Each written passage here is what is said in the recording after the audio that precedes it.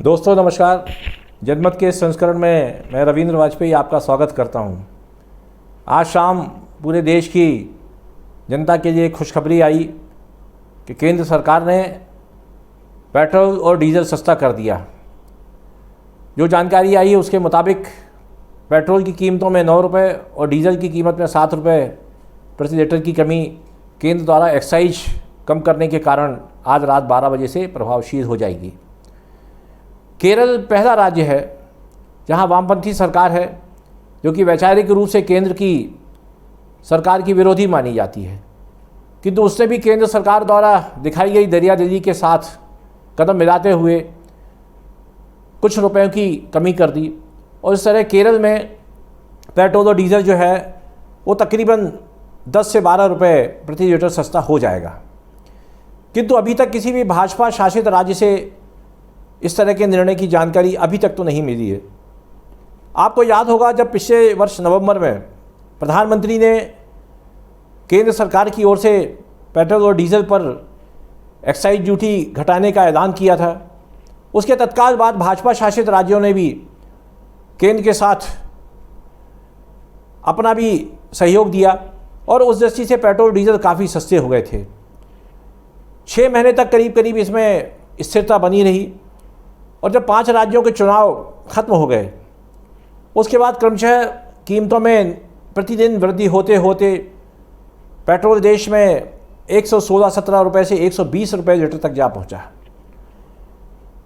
Ukraine और रूस की लड़ाई के कारण जो वैश्विक परिस्थितियां बदली उन्होंने महंगाई को आसमान पर पहुंचा दिया। हमारे देश में भी कोरोना के बाद से अर्थव्यवस्था में जो एक ठहराव सा आने लगा था वो महंगाई के कारण पूरी तरह से अस्त व्यस्त हो गया। इससे न केवल आम आदमी का बजट गड़बड़ा रहा है अपितु बड़े बड़े उद्योगपतियों का और केंद्र सरकार के भी अर्थतंत्र पर इसका विपरीत प्रभाव पड़ रहा है। यह महंगाई पूरे विश्व में है। कल परसों जो आंकड़े आए थे उसके अनुसार देश में मुद्रास्फीति की दर 15% के लगभग पहुंच गई, जो अब तक सर्वकालीन सर्वोच्च स्तर पर है। किंतु आज जो जानकारी आई है उसके मुताबिक अमेरिका में भी महंगाई तकरीबन 8% पहुंच गई है। कोरोना और उसके बाद रूस और यूक्रेन का युद्ध जो है इसने पूरे दुनिया की अर्थव्यवस्थाओं को हिला कर रख दिया है। भारत में सीमेंट, लोहा, अनाज, खाने का तेल, दवाइयाँ, सभी चीज़ें बहुत तेज़ी से महंगी होती चली गईं। इसके कारण जनता में संतोष था। रसोई गैस का जो सिलेंडर आम उपभोक्ताओं के लिए था उसकी कीमत 1000 रुपये भी 1000 रुपये से भी ज़्यादा हो गई। तो निश्चित रूप से इससे आम जनता में एक असंतोष सरकार के खिलाफ फैल रहा था। आज ही किसी चुनाव विशेषज्ञ का एक लेख समाचार पत्रों में प्रकाशित हुआ है कि महंगाई और बेरोजगारी के सर्वोच्च आंकड़ों के बावजूद भी सत्तारूढ़ पार्टी यदि जीत रही है तो इसका अर्थ ये होता है कि जनता का इन पर ध्यान नहीं जाता। किंतु मुझे लगता है कि ऐसा नहीं है। मुझे ये लगता है कि ये जनता की मानसिक परिपक्वता को दर्शाता है कि वो राष्ट्रीय और अंतर्राष्ट्रीय परिस्थितियों के मद्देनज़र इस बात को बड़ी शालीनता के साथ और शांति के साथ स्वीकार कर रही है कि कहीं ना कहीं सरकार की भी मजबूरी होगी जिसके कारण से महंगाई पर नियंत्रण कर पाना मुश्किल हो रहा है। किंतु इसका विपरीत असर हमारे विकास कार्यों पर भी पड़ रहा है। अभी कुछ दिन पहले निर्माण कार्यों से जुड़े हुए जो ठेकेदार हैं उन्होंने सरकार को एक ज्ञापन दिया था कि अब हम आगे काम करने में असमर्थ हैं क्योंकि सीमेंट, लोहा और निर्माण सामग्री से में प्रयुक्त होने वाली और भी चीज़ें जो हैं वे लगातार जिस तरह से महंगी हो रही हैं तो उसके कारण जो सरकारी ठेकेदार हैं उन्हें काम करने में बहुत कठिनाई हो रही है और वो कह रहे हैं कि या तो हमारे टेंडर रद्द कर दिए जाएँ या हमें बढ़े हुए मूल्यों पर भुगतान किया जाए। ये स्थिति हर किसी के साथ हो रही है। बात जहाँ तक सरकारी कर्मचारियों की है तो सरकार उन्हें तो महंगाई से राहत देने के लिए समय समय पर महंगाई भत्ते में वृद्धि कर देती है, किंतु जो लोग सरकारी नौकरी में नहीं हैं या जो स्वरोजगार से जुड़े हुए हैं उनके लिए बढ़ती हुई महंगाई जो है एक बहुत बड़ा बोझ बन जाती है। और निश्चित रूप से जब पेट्रोल और डीजल महंगे होते हैं तो उससे परिवहन महंगा होता है और परिवहन महंगा होने से, माल ढुलाई महंगी होने से हर चीज़ का दाम जो है वो अपने आप ही बढ़ जाता है। आप किसी भी व्यापारी से यदि बात करेंगे तो वो सबसे पहले यही कहेगा कि भाई साहब माल भाड़ा बहुत बढ़ गया।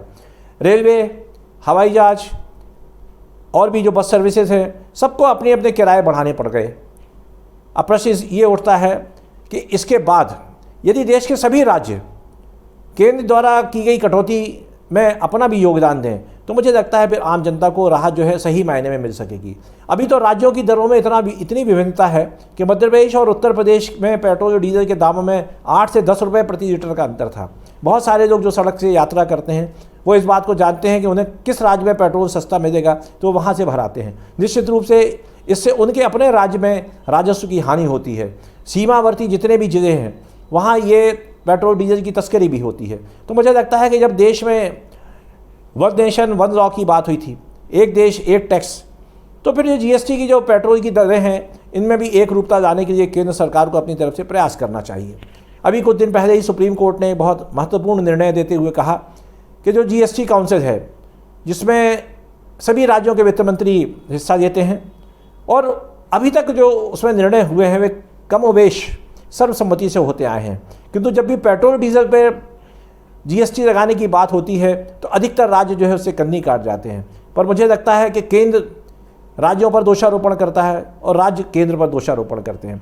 कुछ दिन पहले प्रधानमंत्री महोदय ने अपने एक उद्बोधन में इस बात की अपेक्षा व्यक्त की थी कि राज्य जो हैं वो पेट्रोल डीजल पर अपने टैक्स में कटौती करके जनता को राहत दें।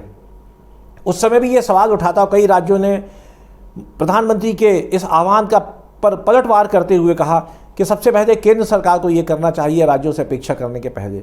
मुझे लगता है कि प्रधानमंत्री को वो बात जो है वो चुभी होगी और उन्होंने आज अपनी तरफ से इस बात का ऐलान केंद्र सरकार की ओर से करवा दिया।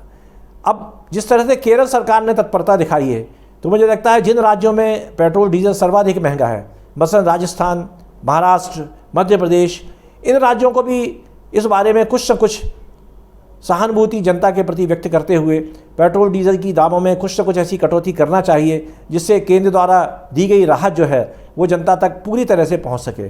और मुझे लगता है कि यदि पेट्रोल डीजल की कीमतें कम होती हैं तो उससे आम व्यक्ति के रहन सहन का जो खर्च है वो घटता है और उससे होने वाली बचत निश्चित रूप से वो बाज़ार में ही खर्च करता है, तो सरकार को होने वाले करों की आय घूम फिर करके फिर वहीं पहुँच जाती है।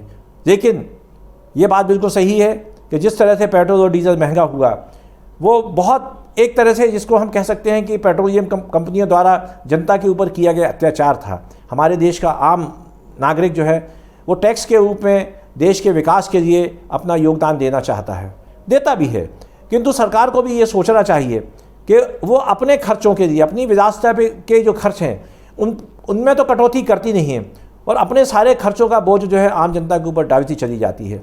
तो ऐसे संदर्भों में आज जब महंगाई से पूरा देश जूझ रहा है, मुद्रास्फीति अपने चरमोत्कर्ष पर है और उसके कारण से भी रिजर्व बैंक को ब्याज दर भी बढ़ानी पड़ी, जिसका भी व्यापार पर विपरीत असर पड़ता है।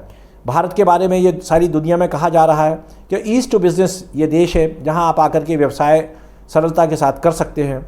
हमारे देश में बहुत बड़ी मात्रा में श्रम उपलब्ध है, यहाँ का मौसम अच्छा है, यहाँ के लोग सहयोगी हैं और सबसे बड़ी बात है कि राजनीतिक स्थिरता है। पर मुझे लगता है कि राजनीतिक स्थिरता के बावजूद भले ही एक सरकार जो है वोटों के खेल में जीतती चली जा रही हो, किंतु उसे ये बात ध्यान रखना चाहिए कि जनता के भी धैर्य की एक सीमा होती है। तो मुझे लगता है कि केंद्र सरकार ने इस बात को परखा होगा, उसने जनमत की नब्ज़ को कहीं ना कहीं छुआ होगा और तब उसे ये समझ में आया होगा कि इस तरह की भीषण महंगाई कहीं ना कहीं जनता में उसके मन में एक विद्रोह की आग भड़का सकती है और उसे ठंडा करने के लिए उसने आज अपनी ओर से जो पहल की है निश्चित रूप से स्वागत योग्य है, जिसका कि हमारी अर्थव्यवस्था पर बहुत ही सकारात्मक असर पड़ेगा।